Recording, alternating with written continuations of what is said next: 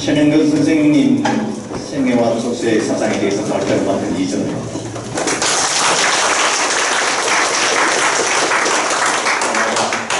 앞에 두 주제를 통해서 또 공부를 많이 했습니다. 여러분들도 뜻 있게 들으셨을 그렇습니다. 대신에 또 머리에 과부하가 걸리셨을 그런 생각이 듭니다.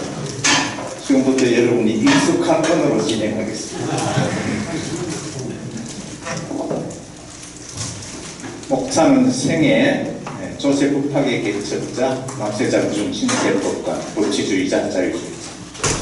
이제 이 국제대회는 아주 의미가 있는 국제대회라고 생각을 합니다. 그래서 우리 학회장 최원 교수께 감사를 드리고, 저는 사실은 이제 최명근 선생님 이 사상에 대해서 발표할 적임자는 우리 김한석 선생님이라고 생각해요. 학문적으로도 그렇고, 또 책 교수님과 가장 많은 시간을 학교에서 보내셨고, 근데 기어이 본인이 고사를 하셔가지고 앞서서 제가 맡았는데, 개인적으로 부담이기도 하고 영광이기도 하고 그렇습니다. 근데 이제 저도 바뀌고 하면 이제 나이가 70이니까 제 살아생전에는 이런 대회는 못할 것 같아요. 앞으로 10년, 20년 안에. 그래서 저 개인적으로 아주 의미가 있다고 생각하고 발제를 맡았습니다. 부족하다를 양해해 주시기 바라겠고, 발제를 이제 하겠다고 우리 최 학회장이 전화를 하셔서 이제 수락을 하고 나도 모서리다가 한 일주일간 고민을 했습니다. 무슨 내용으로 어떻게 할까? 전형적인 그런 학계 논문 발표하는 게 아니라서.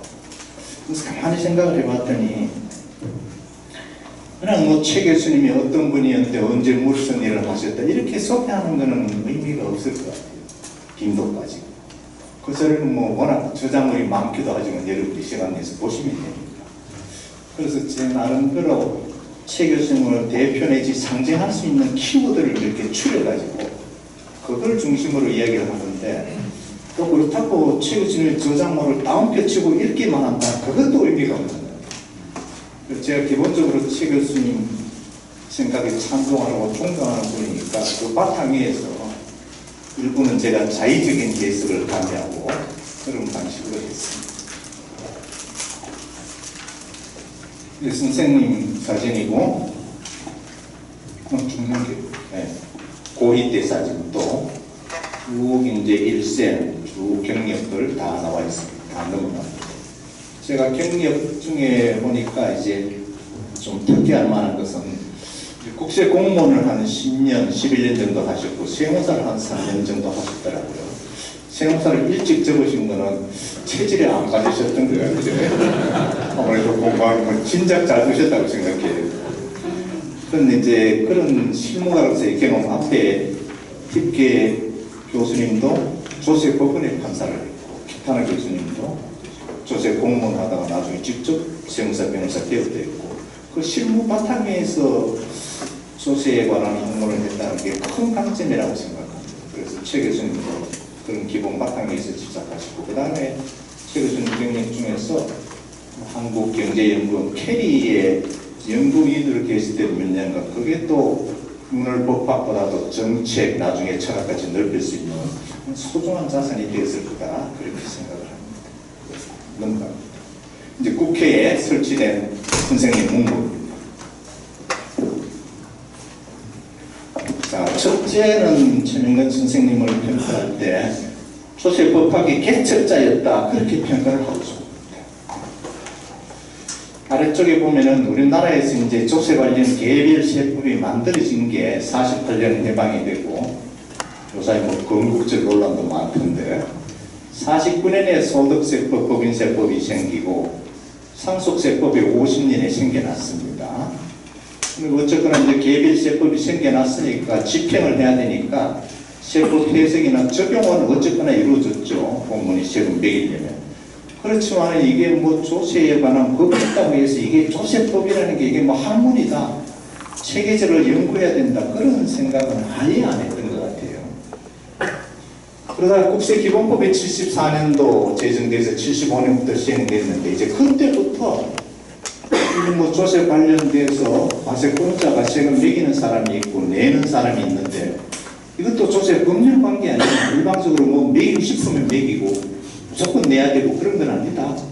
조세 법률관계 양쪽에 대등한 당사자가 있는 그런 생각이 조금씩 생겨났던 것 같습니다. 그래도 그때까지도 뭐 법률관계라 하더라도 그 독자적인 무슨 법률관계라고 볼 수는 없고 행정법의 일종이다. 말하자면 재무행정법의 한 내용이 조세법이지 조세법 그게 뭐 법이냐 이런 생각이 전반적으로 지배하고 팽배해 있었고 자연히 행정법학에서는 조세법이라는 걸 어떻게 보는가 하면 재무행정법의 일종이고 국가는 고권적 지위에서 이렇게 세금을 매기는 존재고 납세자는 밑에 지위에서 매기면 빨리빨리 세금 내야 되는 존재 그렇게만 파악을 했습니다.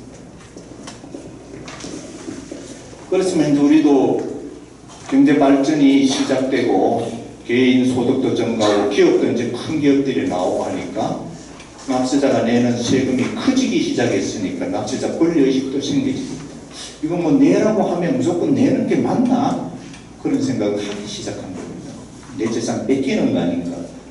그런 생각이 드니까 이제 소송도 자꾸 하게 되고 마찰이 일어나고 이게 이제 정치적 사회적 이슈가 되기 시작하면서 그러면서 아 이거 과세 걸리고 그냥 내버려두면 안 되겠다. 지 마음대로 매기는 그런 존재를 내버려둬서는 안 되고 납세자의 권리라는 것도 있다. 그런 거를 보호하려면 뭔가 이 조세법이라는 것을 독자적인 학문적으로 체계를 세워야 된다. 그런 이제 필요성이 절실하게 되는 그런 순간들이 다가왔습니다. 거기에 이제 방아쇠를 당긴 분이 최 교수님이십니다. 그래서 81년에 세계인사에서 세법학 총론 책을 드디어 출간했습니다. 쭉 개정판들을 거쳐 있습니다.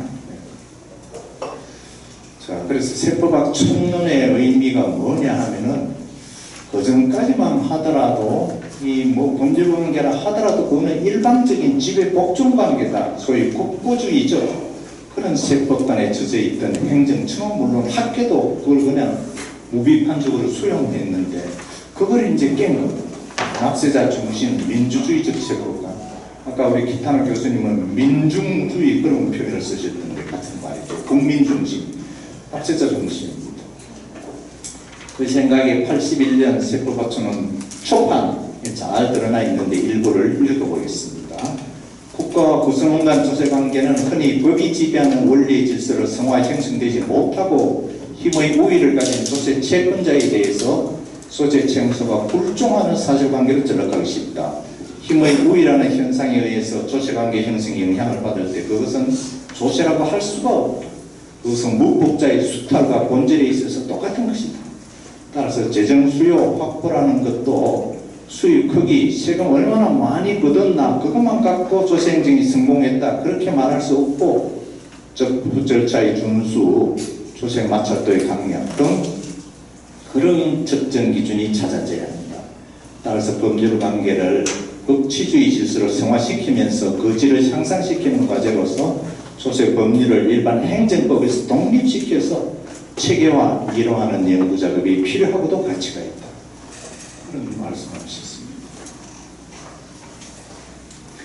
그래서 이제 이게 시발점이 돼가지고 최 교수님 세법학 1981년 이게 말하자면 국내에서 비로소 조세법학에 제대로 태동한 계기다 그렇게 평가할 수가 있겠고 그대로 이제 뭐 이태래 교수님 또 장재식 의원 또 뭐 김두천 심판관 이런 분들이 이제 총론 저서를 출간하면서 서서히 한국에서 조세법학이 모습을 갖추고 그렇게 됐습니다. 그 뒤로는 이제 뭐 수많은 저서들이 쏟아졌죠. 성평상정 교수님이 여러 번 쓰셨고 또 김한석 교수님이 강론의 소득세 분지 좋은 책을 쓰셨고 그런데 그 과정도 쉽지는 않았던 것 같아요. 이렇게 단초는 내렸지만 조세법이 학문으로 자리 잡기까지 그 뒤에도 조세법의 학문적 자주성을 부인하는 그런 견해는 여전히 팽배했습니다. 한 예를 들면 성균관대학교가 이제 2009년에 로스쿨이 생겼는데 로스쿨이 설치가 됐는데 근데 제가 이제 조세법이라는 과목을 만들고 대학원에 조세법 박사과정 지사들도 여사님 만들려고 했더니 안 된다는 거예요. 그게 무슨 학문이냐? 그게 왜 독자 트랙을 가져야 되느냐? 필요하면 행정법 안에 들어와서 행정법 전공하고 세부 조세법이라고 쓰든지, 뭐 상법에 들어와서 조세법, 상법 전공이라는 뒤에 타이틀 안에 뭐 조세법이라는 걸 쓰든지 말든지 그러면 되지. 어떻게 조세법이 학문이 될 수 있느냐고 엄청난 반대를 겪었습니다. 그걸 뚫고 제가 성균관대학의 조세법을 만들었어요. 그래서 뭐 불과 한 20년 전까지만 해도 조세법이 학문적으로 독자성을 인정 안 하려는 견해가 훨씬 편되어 있습니다. 근데 이제 지금 오늘 이 습관에 보면 뭐 여기 온 분들은 다 그런 분들이니까 그런 소리 할 분들도 없지만 어디 가더라도 조세법가 학문 아니다 그런 소리 하면 이제 정신병은 바로 이건 갈 거예요. 그래서 그런 사람은 없지 않습니까? 그 단초를 시작한 분이 최 교수님입니다. 그렇게 평가할 수 있습니다. 그 다음에 이제 또 평가할 수 있는 것은 시민주의적 세법관입니다. 뒷장은 자, 시민주의적 세법관에 대비되는 게 국고주의적 세법관입니다. 에노 베크라는 사람이 주장한 건데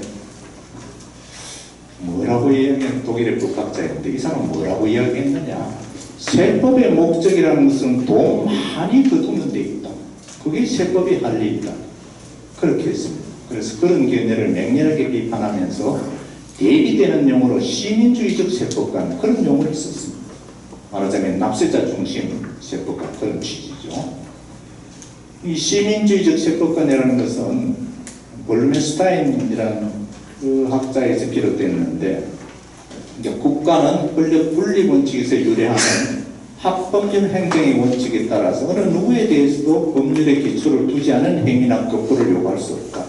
따라서 조세도 법률에 규정된 요건에 따라서만 국민 납세자에게 청구할 수 있고 또 법률에 규정된 방법과 절차에 따라서만 징수할 수 있다. 이런 시민주의적 세법관에 서게 되면 결국 세법이라는 것은 무조건 세금 거두는 것을 뒷받침하는 규범이 아니고 국제국가적 질서로 형성시킴으로써 납세 의무의 한계를 명시하는 목적을 가진 법률이다. 그렇게 파악하게 되는 것이다. 그 다음부터는 제 생각인데 오늘날 뭐 형법 규정이 많이 많은데 이 형법이 도대체 왜 필요할까 생각해 보면 잘못 생각하면 그거 뭐 사람 처벌하는 데 뒷받침되는 규정이니까 필요하다 그런 생각할 수 있습니다. 옛날같이 임금이 기분에 따라서 막 죽이거나 뭐 사지를 찍거나 하지 말고 그래도 어느 정도 처벌할 때 뭔가 좀 폼나는 규정이 있어야 되니까 형법이 필요하다 그런 생각을 가질 수가 있는데 그건 잘못된 생각이죠. 형법이라는 것은 요컨대 피고인을 위한 거거든요. 말하자면 아무리 비도덕적인 행위 나쁜 짓을 했더라도 법에 그런 규정이 없으면 처벌을 안 받는다는. 두 번째는 나쁜 짓을 해서 법에 규정이 있더라도 법에 한도가 정해져 있고 정해진 종류의 형벌만 받는 거지. 마음에 한 봉지 묻혔다고 훔쳤다고 절도죄가 되기는 되는데 사형되지는 않는다는 거예요. 징역 1, 2년 초까지. 그런 의미에서 형법이 피고인을 위한 법인데 그 비견하자면 조세법도 국가 권력을 위한 법이 아니라 납세자를 위한 법이다. 어떻게?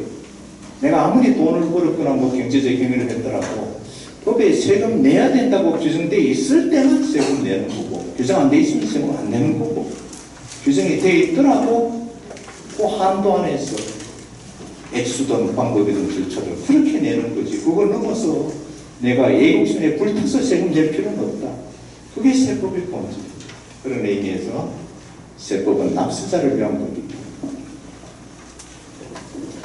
그런 생각에서 본다면 조세 데피니션 규정도 우리가 한번 다시 생각해 볼 필요가 있습니다. 우리나라 세법에는 데피니션이 없고 독일 조세기본법 아우에는 조세란 공법인체가 국가 권력 지자체를 가리키는 말이죠. 어떤 특별한 급부에 대한 반대 급부가 아니라 자신의 재정 수요 충족을 위해서 법률이 정하는 요건에 해당하는 모든 사람에게 부과하는 금전적 급부다. 이런 식으로 정의를 합니다. 통상적으로 우리나라 학자들, 특히 재정학자들도 대부분 조세 정의를 비슷하게 합니다. 예컨대 조세는 국가 또는 지자체가 재정 조달 목적으로 법률에 정한 과세요건을 충족한 모든 사람에 대해서 공권력에 의해서 반대법 없이 강제적으로 징수하는 금전법보다 이렇게 정리를 합니다. 뭐 어떻게 생각하면 그거 맞는 것 아니냐 그런 생각이 드는데, 근데 조세를 이렇게 정리해버리면 결국은 국고적인 세법관으로 돌아가게 됩니다. 필요하면 국가가 재정수요 필요하면 반대법 없이 그냥 국민한테 내라고 하면 내야 되는 게 조세, 이런 말이잖아요. 과거로의 획입니다. 독일 조세기본법도 잘못됐다고 생각해요. 차라리 정의규정이 없는 게 낫다. 본질을 저렇게 본다면 뭐 진정한 조세제도 구축이냐 세정민주화는 모르지. 그래서 그렇게 봐서는 안 될 것 같고, 조세의 데피니스 어떻게 할지는지 여러 가지, 아까 우리 기타나 아비 교수님 밖에서 기타나 교수님은 사형제까지 포괄하는 그런 현대적 의미의 조세 데피니스는 새로 정립돼야 된다, 그런 주장을 하셨는데, 제 생각에 최소한 조세를 그렇게 일방적으로 부과하는 거 그런 식으로 정의를 해서는 안 되고, 국가 구성원인 국민이 대표자를 통해서 국회에서 만든 법률에 따라서 국가 유지 발등에 필요한 비용을 스스로 공평하게 납부하는 이런 식으로 뭔가 자발성, 주체성이 들어가야지 국가가 내라고 하면 내는 거예요. 그런 식의 데피니션을 필요해야 된다고 생각합니다. 그런 점에서 볼 때 이제 세법학 총론담으로 중요한 책이 저는 납세자 기본권 97년 책이라고 보는데, 거기서 뭐라고 설린 선생님이 이야기하셨냐면은, 조세는 흔히 국민 동의의 산물이다. 이는 국민이 국가를 조직한 주인의 지위에서 국가의 재정재원 조달 방법인 조세 부담에 대해서 스스로 동의한다는 것이다. 따라서 납세 의무는 피동적으로 부담을 지는 명령된 의무가 아니라 국민 자신이 형성한 국가의 재정활동에 능동적으로 참여하는 기본권의 하나다. 그렇게 주장을 하셨습니다. 100% 찬동하고 시대를 앞선 통설과 전혀 다른 정의지만 아주 시대를 앞선 해안이었다. 그렇게 생각합니다. 그 다음에 이제 제가 납세세법관에서 세 번째로 꼽았던 것은 납세자 저항권입니다. 2007년 돌아가시기 불과 몇 달 전에 설린 조세수은 창립 1주년 기념사 그때 강령한 중에 일부에서요 하신 말씀입니다. 그렇지? 조세 제도가 국민의 기본 인권을 근원적으로 침해할 때 규범적 테두리 안에서 법적으로 정하는 제도로는 뭐 이런 것들이 있고, 가장 높은 차원의 법적 강제 수단으로 법재판 제도가 있다. 그렇지만 이런 것들은 모두 실정법의 한계를 뛰어넘지 못합니다. 그러므로 조세 제도가 국민의 경제 생활을 근원적으로 침해하고 있는 상황 하에서는 기존 이런 법적 제도만으로는 구제가 안 된다. 최후로 필요한 것 나타나는 것이 조세 저항권이다. 이런 이야기를 하셨습니다. 그래서 그것을 규명하려면 국가 권력 본질에 대한 철학적 규명과 국민의 자연법적 기본인권의 최후적 보루인 저항권의 본질 내지 유무를 정치 철학 시각에서 규명해야 합니다. 동시에 시민국가를 탄생시킨 혁명의 정치 철학을 뜯어내면서 조세 본질을 규명하는 깊은 연구도 거쳐야 됩니다. 이런 이야기를 쭉 하셨습니다. 그래서 마지막에 가면 국민의 자연적 기본 인권으로서 조세 저항권을 연구하는 것은 국민의 마음속에 담긴 조세 불반을 정부가 미리 읽어서 저항의 제3 국민의 폭력화에 의한 사회적 파탄을 사전에 방지하는 기회를 얻은 것 동시에 국민의 인권 보장을 한 차원 높이기 위한 노력이다. 그렇게 이야기를 하셨습니다. 저항권 사상은 예전부터도 많이 있습니다. 맹자의 역성혁명도 그런 거예요. 왕이 시원찮으면 간혹배 청명 그때부터 시작해서 서양에서도 많아요. 로크와 마찬가지로 저항권을 옮기습니다. 로크 정부론 중에서 한 부분을 가져왔는데, 입법부나 권력자가 사회의 기본적 규칙을 어기고 국민의 생명, 자유, 재산에 대한 절대 권력을 야심이나 공포, 어리석음, 타락으로 장악하려 하거나 누군가 다른 사람의 손에 위임하려 할 경우에는 입법부나 권력자는 이런 배신 행위로 인해서 국민이 그것과 전혀 반대되는 목적을 위해서 그들에게 맡겼던 권력을 잃게 되면 이 권력은 다시 국민에게 되돌아갈 것이다. 왜냐하면 국민에게는 근원적인 자유를 회복시킬 권리가 있고 스스로 적당하다고 생각하는 새로운 입법권한 권력자를 수립함으로써 그들이 사회에 가입한 목적인 그들 자신의 안전과 보전을 위해서 대비할 수 있는 권리, 저항권이 있기 때문에 이런 소리를 했습니다. 미국 독립선언문, 프랑스 인권시민선 전부 저항권을 다 사상적으로 표현하고 있습니다. 독일의 헌법에도 저항권이 명시되어 있습니다. 우리나라 헌법학자들 대표적으로 허영 교수님 이런 분들 마찬가지 저항권을 인정하고 헌법재판소에서도 결정원안에서 저항권이 국민한테 있다 그런 표현을 하고 있습니다. 그래서 이제 선생님이 마지막 생을 마감하시는 순간에 저항권을 그렇게 강조했던 이유가 뭘까? 정확하게 모르겠어요. 어떤 계기 때문에 그렇게 이제 마지막에 저항권으로 연구의 초점이 옮기셨나는 모르겠는데 제 추측으로는 그때 이제 마지막에 쓰신 저작이 종합부동산세 위헌 가능성 또 상속세 너무 과다하니까 존폐로 그런 책을 쓰셨는데 아마 종부세나 상속세의 과다한 세보다 소위 압살적 조세 그런 거를 보면서 이게 뭐 기존 제도로는 구제가 안 되니까 헌재에 가도 뭐 법에 문제 없다고 하니까 국회가 의원이 알아서 만들었겠지 모르겠다 이거입니까? 기존 제도로 구제가 안 되면 납세자가 나설 수밖에 없지 않느냐. 그래서 저항권이라는 그 개념을 좀 학문적으로 깊이 해봐야 되지 않겠느냐. 그런 생각을 가지는 게 아닐까 추측을 해요. 어쨌거나 저항권. 아마 조금 몇 년 더 사셨으면 저항권에 관한 본격적인 수술을 한 내셨을 것 같아요.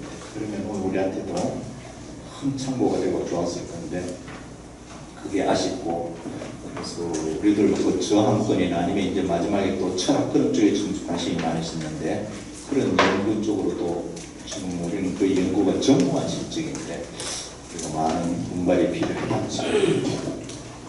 그 다음에 이제 법치주의자다 그렇게 제가 명명하고 몇 가지 아이템 추린했습니다. 첫째, 조세 법률주의에 대한 적극적인 옹호자였다. 조세 법률주의는 다 아시다시피 죄형 법정주의와 더불어 근대 시민혁명의 항쟁의 상징입니다. 임금을 전제군주로 삼거든요. 내 신체를 아무리 왕이라 하더라도 내 신체를 나를 마음대로 잡아갈 수 없다. 죄형 법정주의고 아무리 왕이라 하더라도 내 재산을 마음대로 뺏어갈 수 없다. 조세 법률주의 양대 이념이 태동한 건데 이제 우리나라에서는 최근에 들어와서 최근 한 20년, 2000년대 들어서 이 조세 법률주의 이거 뭐 별 쓸데없는 거 아니냐 이런 논의가 있었습니다. 그래서 이제 어떤 학자가 주장하는가 하면 그냥 뭐 법치주의로만 하면 충분한데 괜히 뭐 일본에서 조세 법률주의라는 엉뚱한 소리를 시작하고 한국에서 그것을 무비판적으로 잘못 받아들여서 조세 법률주의 어쩌고저쩌고 하는데 쓸데없는 소리다. 그냥 법치주의 안에 넣으면 다 해결된다. 그런 주장이 있습니다.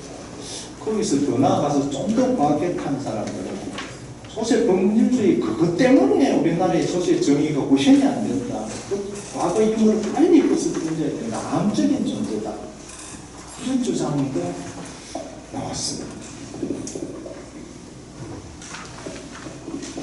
근데 이제 최 교수님은 뭐 조세 법률주의를 비판하는 것에 대해서 재비판 논문을 뭐 쓰시거나 그렇지는 않았지만 하여튼 사석에서 만나면 요새말로 상당히 격분하셨어요.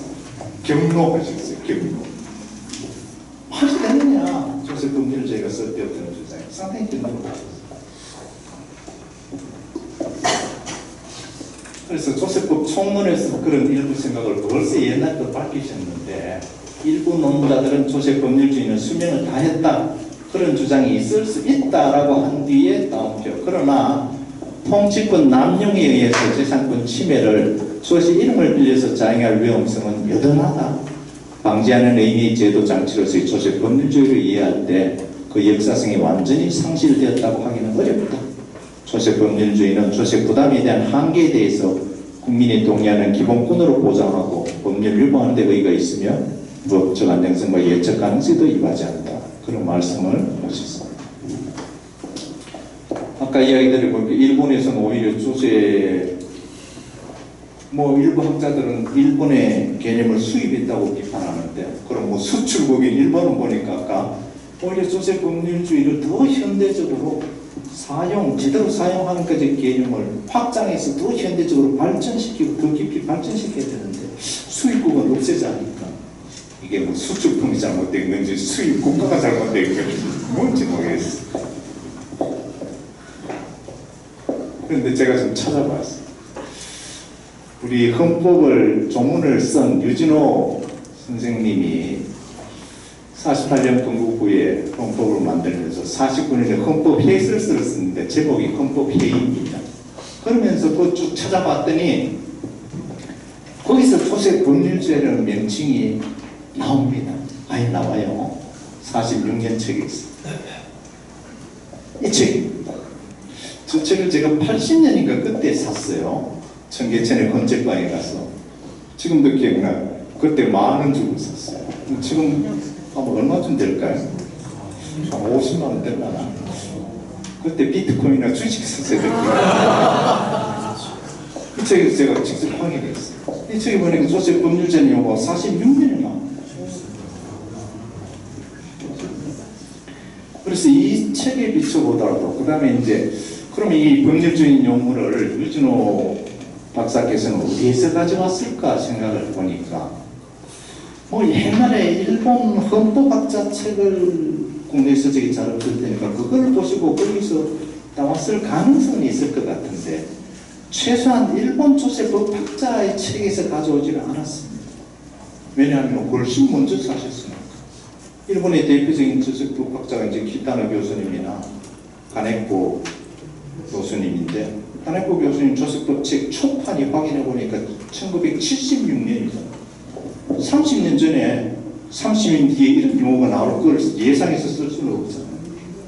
그러니까 저도 일본의 조세법학자가 쓰는 용어를 무비판적으로 수입했던 난 그 주장 자체가 맞는지도 시간이 없어서 출처를 끝까지 추적은 못했는데요. 그래서 일본 용어를 무비판적으로 수입했다. 그 주장도 믿기가 어렵고, 두 번째, 그럼 뭐 일본 용어를 수입하면 잘못된 겁니까? 미국 용어나 독일 용어 수입하면 박수 쳐야 되고, 일본 용어 수입하면 비난해야 되나요? 우리가 쓰는 사회과학 용어 90%가 일본 번역이에요. 자유, 권리, 사회, 평등, 전부 독일어를 일본 학자들이 1910년대, 20년대 번역한 용어 우리 그대로 쓰고 있어요. 그거 전부 다 바꿔야 됩니까? 비행기를 날틀로 바꾸듯이 자유는 뭐라고 바꿔야 돼? 지멋대로 뭐 바꿔야 됩니까? 어떻게 해요? 너무 좀 단순적 생각 아닙니까? 앞장. 그럼 그 사람들이 왜, 아니, 그 앞장. 그간에 스탑되고. 그럼 왜 이렇게 조세 법률에 대한 비판론 내지 폐지를 주장하느냐? 그런 사람들의 정의는 이거예요. 뭐 헌법재판소가 쓸데없이 뭐 시행령이 법률 규정 위임을 벗어났으니까 무효다. 따라서 과시 못한다. 그런 짓을 하기 때문에 법원이나 헌재가 조세 정의가 구현이 안 된다. 세금 매겨야 되는데, 나쁜 놈이라서 세금 매겨야 되는데, 헌재나 브레이크가 자꾸만 조세 법률주의 들어와서 브레이크를 보니까 조세 정의를 위해서 조세 법률주의를 싹 없애야 된다. 그게 밑바탕 불만에 갈려 있어요. 근데 그건 뭔 소리입니까? 그게 조세 정의 구현 또는 정책상 필요가 필요하면 그냥 매기면 되는 겁니까? 공무원의 양심에 따라서? 그렇지는 않다. 정책상 필요가 아무리 절실하다고 해서 헌법이나 조세법 원리나 법률에 어긋나서 그런 제도를 만들 수는 없다. 마찬가지. 조세 정의 그런 거 달성하기 위한 입법 취지가 아무리 좋다 하더라도 법률의 형식이나 내용이 헌법이나 원리에 맞아야 되는 거지. 그것만 무시하고 가시권자한테 힘을 실어줘서 적당하게 잘 매기면 되지. 그걸 왜 그렇게 뭐 꼬투리지 않느냐. 그런 식 주장이 과연 타당하냐. 그런 거예요. 그 다음에 그럼 그런 주장을 하면 어떤 결과를 낳느냐. 어떤 결과는 뭐 사람이 사는 인생도 마찬가지야. 방향이 맞아야 돼. 방향이. 내가 부산이 목적지면 부산에 가야 되지. 엉뚱하게 저기 뭐 인천에 가 있으면 아무리 빨리 간다고 뭘 합니까? 근데 조세 법률주의를 없애자 그 방향은 어딥니까? 과세 권력에 힘을 실어주자는 거야. 막 법을 사표에 따지지 말고 법이 좀 느슨하더라도 과세 권력이 잘 알아서 할 테니까 그 힘을 실어주자는 건데 그게 방향이 옳은 소리입니까? 너무나 애물이에요. 그래서 여러분도 조세 법률주의를 완화내지 없애자는 주장이 맞는지 한번 생각을 해보시기 바랍니다. 그 다음에 많이 주장하신 것은 적법 절차의 원칙. 적법 절차 97년에 새 납치자 기본권에서 특히 그런 이야기를 많이 하셨습니다. 거기에서 법의 적정 절차 그런 이야기를 많이 하시면서 그래서 법의 적정 절차에 의해서 보호되는 대상이 국민의 생명, 자유, 재산에 관한 권리다라고 하면서 조세는 본질이 재산권에 대한 예외임과 동시에 침해 성격을 갖고 있으니까 조세법 절차에서 법의 적정 절차 원칙이 준수가 되어야 되고 그게 납세자의 주권자적 지위를 높이는 것이다. 그런 이야기를 하셨습니다. 근데 적법 절차의 원칙이라는 것은 뭐 일반론으로 이야기하자면 헌법에서 나온 이야기 아닙니까? 우리나라 헌재결정도 미국의 듀 프로세스 오버롤을 번역한 게 적법 절차의 원칙인데 우리나라에도 모든 형사 절차뿐 아니라 입법 행정 모든 국가 작용의 기본 원리다 그렇게 헌재도 결정한 바 있습니다. 대법원도 마찬가지입니다. 대법원이 특히 적법 절차의 원칙을 강조하면서 근래에 이르러서 세무조사권의 행사에 있어서 적법 절차를 강조하는 판결이 한 10년 사이에 쏟아졌습니다. 뭐 내용은 모르겠는데 내용은 모르겠다는 취지는 조사를 해보니까 이 사람이 세금을 안 낸 거는 맞아요. 근데 조사가 잘못됐어 절차가. 이럴 때 어떡할 거냐 이 소리입니다. 절차가 잘못됐으니까 세금을 못 매기는 거지. 절차는 잘못됐지만 이 사람이 세금 빼먹은 건 사실이니까 세금 매겨야 되는 거지. 그 시각인데 대법원은 내용은 참지 그럼 세금 빼먹은 건 둘째로 절차가 안 맞으면 절대로 과세 못한다고 했어. 적법 절차 원리의 한국적 변형이라고 하겠습니다. 그다음에 이제 마지막으로 제가 최 교수님의 사상을 규정하는 것은 자유주의입니다.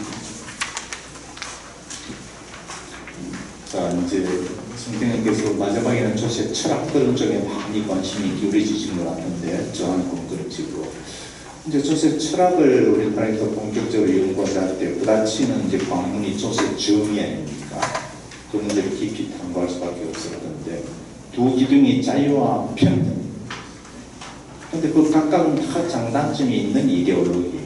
그래서 이상적으로 말하자면 양자가 조화를 이루면 좋은데 그리고 한쪽을 무시할 수는 없지만 우리가 국가정책, 조세정책 포함해서 할 때 두 이념이 때로 충돌합니다. 그때 우리는 어떻게 할 것인가? 그 생각이 있어야 됩니다. 그래야지 조세 철학도 쓰는 것이지 그냥 막연하게 조화를 이루어야 되고 그때 알아서 합시다. 그 철학이라고 할 수가 없죠. 그게 이제 조세 철학이 부닥치는 궁극 문제다. 저는 그렇게 생각합니다. 근데 이제 선생님이 이 자유라는 이 이데올로기를 소재로 본격적으로 논한 그런 찾지는 못했지만 사세에서는 항상 시장 중심, 자유주의 강조 그런 말씀을 많이 하셨습니다. 아까 말한 조세 법률주의라는 것은 역사적 이념에 비춰보면 자유라는 이데올로기에 터잡은 것이고 조세 평등주의, 실질 과세 원칙으로 대변되는 평등 이데올로기, 그거는 뭐 의문의 여지가 없는데 그렇지만 이제 81년 세포박 총론에서 무슨 말씀을 하셨나 하면 조세 제도는 이윤 추구의 자유를 보장함으로써 인간의 경제적 창의가 발휘되도록 하는 시장 경제 질서, 나아가서는 자유민주주의 기본 질서를 뒷받침해야 된다. 그런 이야기를 하고 조세 법률주의 평등 관계에 대해서 본원적인 원칙은 조세 법률주의이다. 평등주의는 보충주의일 것이다. 이런 이야기를 하셨습니다. 이런 자유를 본격적으로 논한 글은 아니지만 이런 이제 입장에 비춰보더라도 역시 최 교수님도 자유라는 가치를 평등보다는 우위에 뒀다. 그 맥락에서 이제 정해세 완전 포괄주의, 종합부동산세제 이런 것들을 많이 비판했습니다. 저런 것들은 어떻게 보면 자유라는 가치보다는 좀 시장이나 개인한테 억압적으로 개입을 하더라도 소위 정의, 분배, 복지, 평등 이런 것을 실현해야 된다는 입장이니까 자유보다는 오히려 평등 쪽에 무게가 실리는 그런 세제들인데 많이 비판하셨어요. 그다음부터는 제 생각입니다. 자유라는 것은 본질은 아까 조세 법률주의 제1단계입니다. 소극적 자유입니다. 소극적. 내가 하는데 국가가 나서지 말아라. 자유의 본질은 소극적 자유입니다. 역사적으로 보면은 영국의 마그나 카르타 제일 앞쪽에 자유가 나옵니다. 자유입니다. 프랑스 인권처는 평등도 있지만 자유가 앞섭니다. 자유롭고 평등하게 태어났습니다. 자유가 먼저 쭉 나오고 6조에 가면 평등이 나옵니다. 순수상 봐도 자유가 강조가 되고 있습니다. 독일 마찬가지. 2조 1항이 자유, 3조가 평등. 앞쪽에 되어 있습니다. 그래서 평등의 이데올로기의 소중한 장점이라 그러면 차이와 소외를 극복해서 사회적 연대를 높일 수 있습니다. 특히 이제 북유럽파 국가들이나 독일, 프랑스 이런 나라들은 연대 통합을 강조하는 나라들인데 평등을 지나치게 강조하면 사회 전체의 효율이 떨어지고 소유권의 본질을 침해하게 되고 개인의 자율성과 주체성, 책임원칙을 해치고 그래서 때로 조화를 이루면 좋지만 때로 충돌하는데 그러면 어떻게 해야 될까? 기본적으로 인간이라는 것은 전부 존엄한 인격권을 가지는 존재이니까 내가 어떻게 삶을 영위하고 어떻게 행복을 추구할지는 각자의 방식에 맡겨집니다. 그래서 국가가 왜 자유권을 우선적 가치로 보장, 존중해야 되느냐? 그 자유권이 인간의 본질적 고유가치 생리에 맞기 때문에 기본적으로 개인이라고 했습니다. 자기 일은 자기가 결정하는 게 인간입니다. 카잔차키스 소설 그리스 조르바에도 그런 게 나옵니다. 자유가 인간의 본질이다. 이때는 빅터 프랭클이라는 심리학자인데 이 사람 나치 수용소에 끌려가서 자기 가족들은 다 죽고 자기는 유난히 살아남았는데 나중에 쓴 죽음의 그 순간에도 자기한테 가장 중요한 것은 자유였다. 그런 소리를 했어요. 그래서 우리가 지금 우리 체제의 근본을 이루는 자본주의 시장 경제 이것도 전부 이 평국가의 초석인 자유권 위에 자리 잡은 것들입니다. 그래서 개인이나 기업자의 경제활동을 최대한 존중하는 이 자본주의적 시장 경제 체제가 우선이 돼야 되고 분배적 정의, 평등을 실현하기 위한 국가의 개입은 필요는 하지만 보완적이라 해야 됩니다. 토크빌이 미국을 기행하고 쓴 미국의 민주주의라는 책에서 뭐라고 했느냐? 일상화된 자유는 장점이 잘 안 드러난다, 공기처럼. 그렇지만 평등은 효과가 적극적이다. 그 사람들이 평등에 쏠리기가 쉽다. 그런데 민주주의의 위험은 평등의 자유를 잠식하는 것입니다. 다수의 의견이 소수에게 동일한 압력을 가하고 그 결과 죄인의 자유가 희생됩니다. 평등에 대한 욕구가 자유에 대한 갈망을 고사시키는 그런 민주주의를 경계해야 된다라고 했는데 지금 이 순간에서 마찬가지입니다. 그 이야기. 요컨대 평등이라는 것은 자유 위에 쌓아야 하는 것이지 자유보다도 더 중요한 자리를 차지할 수는 없다. 이 점에 대해서는 이제 프리드만 경제학자가 다음과 같은 말을 했습니다. 프리드만은 신자유주의자이고 자유주의 장애 중에서도 좀 자유반영주의자, 극단적 자유주의자에 가까워서 그 주장을 다 받아들일 수는 없지만 어쨌거나 자유와 평등의 관계를 논한 요 경구는 저는 아주 제가 본 경구 중에서는 제일 핵심을 찔렀다고 생각해요. 프리드만이 뭐라고 했느냐? 자유에 앞서서 평등을 추구하는 그런 사회는 결국 둘 다 못 얻는다. 그렇지만 평등에 앞서서 자유를 추구하는 사회는 결국 둘 다 얻는다. 그런 소리를 했는데 핵심은 지금 역사적 사례를 봐도 마찬가지예요. 인류의 번영이라는 게 기본적으로 자유 확대와 계를 같이 합니다. 지금도 마찬가지예요. 잘 사는 나라, 못 사는 나라 얘기했는데 자유가 없는데 잘 사는 나라, 그런 나라 여러분 본 적이 있나요? 역사상 없어요. 평등을 우선시했던 나라들의 실패, 러시아 볼셰비키, 히틀러 국가사회주의, 중국의 마오쩌둥, 베네수엘라, 이걸 보더라도 자유가 우선시돼야 된다는 그런 사례, 역사적 교훈을 얻을 수 있다. 국가는 왜 실패한다라는 책 여러분 많이 보셨을 건데 에스모글로 거기에서도 그런 이야기가 나옵니다. 거기 대한민국, 북한 이야기가 나옵니다. 왜 똑같은 전통 민족인데 하나는 잘 살고 하나는 못 사는 이유가 뭐냐? 그런 진단을 하고 있습니다. 그러면서 진단은 대한민국은 자유민주주의와 시장경제를 채택했고 북한은 엄격한 중앙계획 경제를 도입한 때문에 자유시장경제의 특징은 뭐냐? 개인의 재능과 혁신, 창의성에 보답하는 포용적 경제적. 북한은 뭐냐? 개인의 전체 이익을 내세워서 대다수 국민의 인센티브를 걷고 탄압과 통제를 통한 착취적 경제적. 오늘날 대한민국이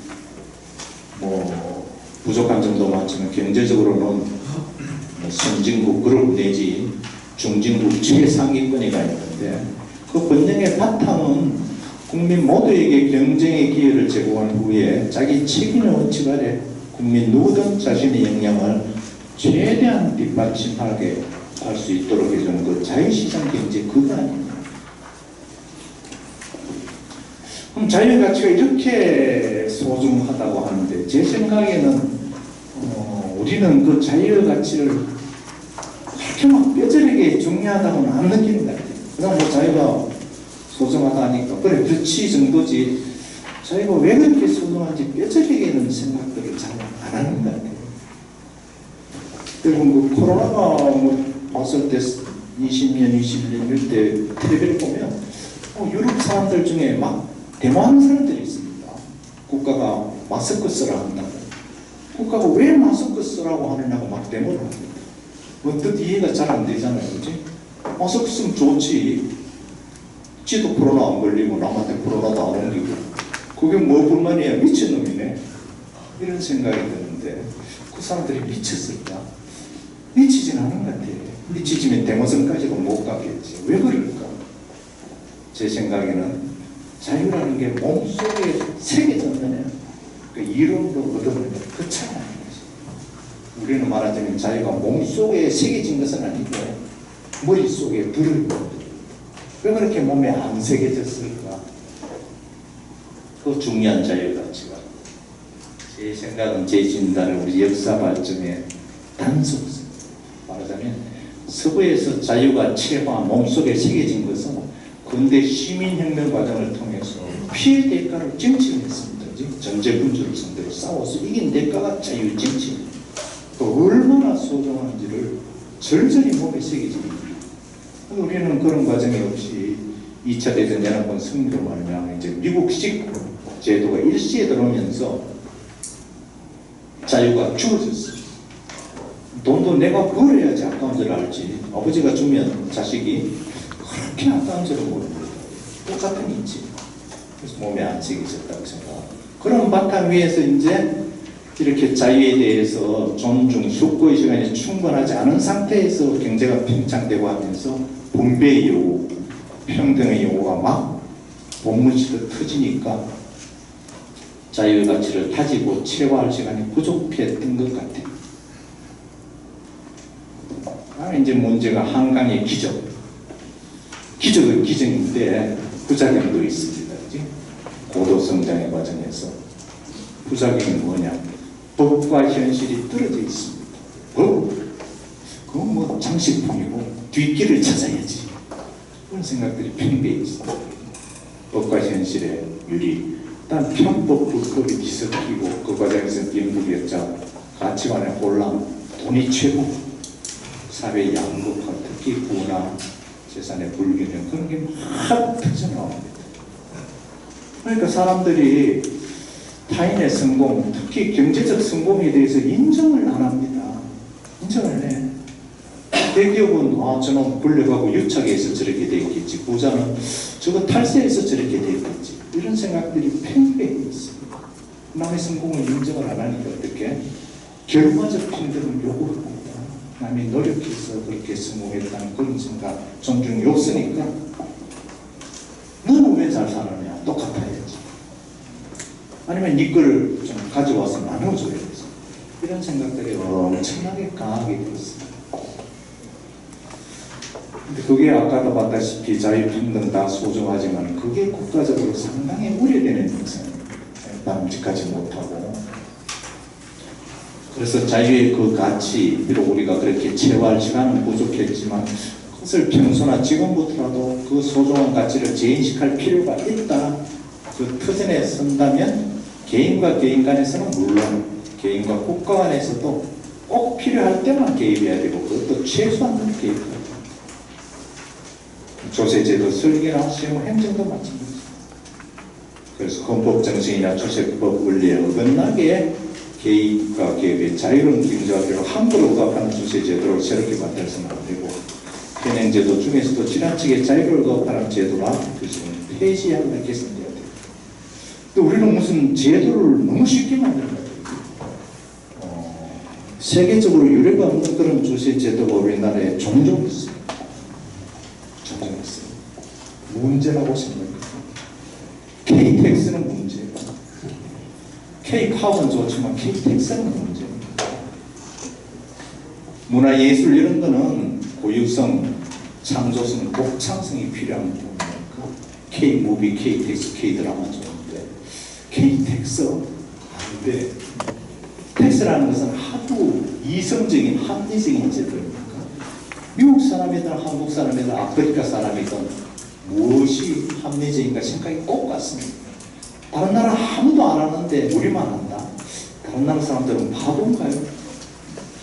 우리나라만 할 때는 정말로 피해야 되고 안 하는 게 어려운데 우리는 너무 쉽게 KTX를 만들고 문제라고 생각합니다. 마지막으로 그런 연장선상에서 볼 때 헌법 119조를 다시 한번 생각해봐요. 자, 조세는 경제의 한 영역. 그럼 대한민국은 경제 쪽에서는 어떤 정책을 취하는 어디로 가는 나라인가를 알아보려면 헌법 119조를 봐요. 119조 1항은 대한민국의 경제 질서는 개인과 기업의 경제상 자유와 창의를 존중함을 기본으로 언뜻 봐도 자유라는 이데올로기가 강조가 되고 있네요. 2항은 국가는 균형 있는 국민경제의 성장 및 안정과 적정한 소득의 분배를 유지하고 시장의 지배와 경제력 남용을 방지하며 경제 주체간 조화를 통한 경제 민주화를 위하여 경제에 관한 규제와 조정을 할 수 있다. 뭐 언뜻 보더라도 분배, 평등 뭐 그런 쪽에 무게가 실리는 규정이에요. 자, 그래서 1항은 자유라는 이데올로기, 2항은 평등 이데올로기에 가깝다고 할 수 있는데 이 관계는 어떻게 되는 것입니까? 관계. 1번이 2번보다 앞서니까 자유가 우선, 대한민국은 경제 영역 체제에서는 자유가 우선되는 국가인가? 평등이 보완적으로 아니면 뭐 그냥 번호가 1, 2지 문장 어디에도 어느 게 앞선다는 게 없으니까 똑같은 가치를 가지는 나라인가?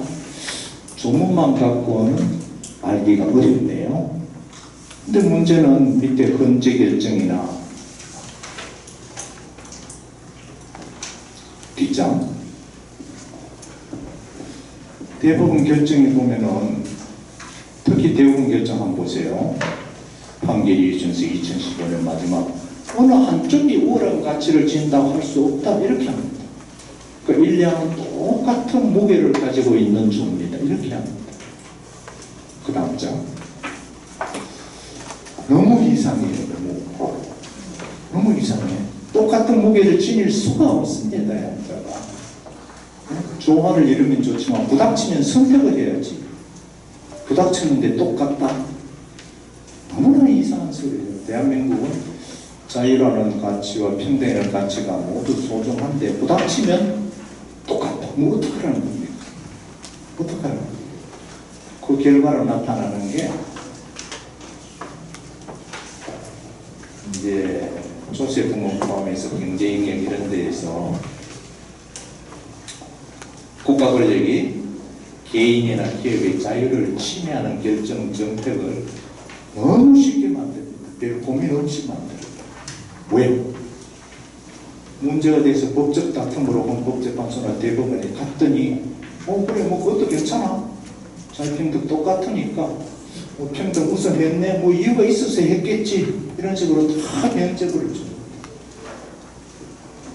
그러니까 국가 권력을 행사함에 있어서도 뭐 기업의 자유를 좀 억압하더라도 그걸 크게 신경 안 씁니다.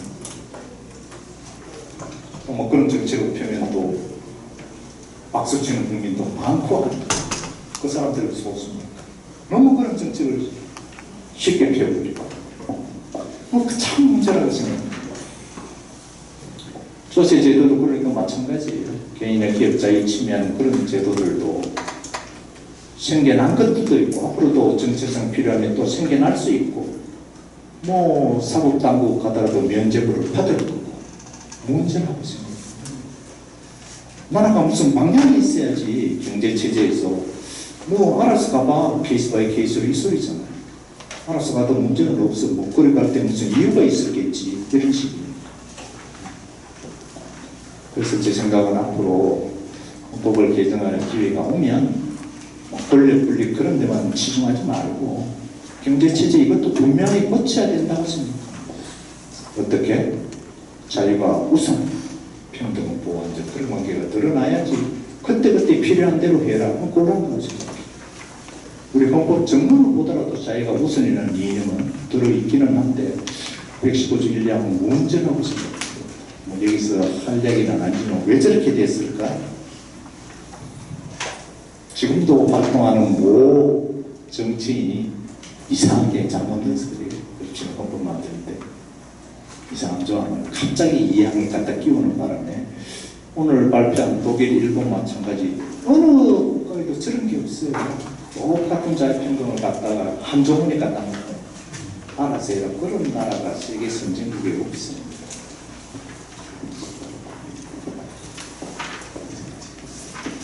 뭐 헌법 개정이 쉬운 건 아니니까 그때 꽂힐 때까지 어떻게 해야 될까? 정부나 국회는 정책 결정이나 입법을 할 때 이런 점을 명심을 해서 그 2항에 쉽게 기대해가지고 개인 기업 자유를 침해한다든가 시장에 개입하는 법령이나 정책을 함부로서는 만들어서는 안 되고 그런 정책을 펼 때는 그야말로 신중한 접근을 해야 된다. 자유에 대한 침해가 아닌지. 뭐 경제 영역에서 자유가 앞선다는 것은 아담 스미스 또 진작에 이야기했고 거래 자유가 자유의 본질이죠. 그래서 국가의 기능, 중요한 기능은 자유로운 시장의 거래 질서 보장, 공정하게 이루어집니다. 그렇다고 이것이 개인이나 기업이 뭐든 해라 자유방임주의 그건 아니잖아요. 자유를 우선시하는 게 개인이나 기업은 뭘 해도 좋다 그런 게 아닌데 그거를 자유를 조금 너무 경시하는 거 아닌가. 정책의 표현에 있어서 주시 정책을 포함해서 어쨌거나 이제 개인의 자유보호 또 소수자의 보호 이런 게 국가의 근본 임무라는 가치는 자유민주주의에 흔들릴 수 없는 문제다. 정치적 표나 포퓰리즘이 기대어서 개인의 기업의 자유를 함부로 무시하거나 시장에 개입하는 것은 자유민주주의 가치를 훼손하는 거고 미래 세대에 대해서 일종의 죄악입니다. 결론으로 제가 이번에 이제 발표를 맡으면서 이렇게 쭉 살펴본 바에 따르면 세무학을 이루는 세 분야 세계등 조세 정책, 법학, 세무회계, 조세 행정 두루 해박한 지식과 식견이 있었지만 아무래도 핵심은 조세 법학에 있고 이 조세법 총론이 저는 저작물로서는 최대의 성과입니다. 그렇게 생각합니다. 조세 법학을 체계적으로 정립한 것입니다. 그 다음에 이제 중심은 항상 국가가 아니고 납세자의 권리를 두고 자유민주주의적 기본 질서에 있어서의 재산권 보상과 조세 부담 조화시키고 나아가 국민의 납세 의무 한계를 명시해서 과세 영역에서의 재정적 민주주의 실현을 목적에 봉사하는 것이 조세법의 역할입니다. 마찬가지 평소에 바른 정당을 통해서 볼 때 자유시장 그런 가치를 매우 우선시했고 또 조세 법률주의와 납세자 기본권을 매우 강조한 것은 명백하게 저수로 드러납니다. 그래서 제가 이런 여러 가지 이제 선생님의 쪽적을 쭉 훑어보면서 제 나름대로 이제 규정한 키워드는 우리 설린 선생님은 납세자 중심의 자유주의적 법치주의에 저는 그렇게 저거를 평가하겠습니다. 그래서 이런 설린 선생님의 사상이 앞으로도 자유와 법치 바탕 위에서 면면히 개선되길 바라고 이제 그 몫은 우리한테 남기진 과제다 그렇게 이야기를 할 수가 있습니다. 제가 선생님의 이 발표를 맡게 돼서 개인적으로도 상당한 부담도 있지만 영광으로 생각했고 또 여러분과 선생님의 생각을 돌아볼 수 있는 기회를 같이 갖게 되어서 몹시 소중한 기회였다고 생각합니다. 네, 감사합니다.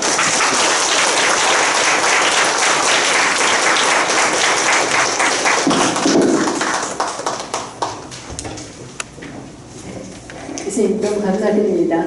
오늘 시간이 조금 늦어서 그렇긴 하지만 10분 그래도 쉬어야 되겠죠. 장례를 정돈을 하고 또는 종합부도 시간을 갖도록 하겠습니다. 10분간 쉬었다가 5시 50분에 시작하도록 하겠습니다.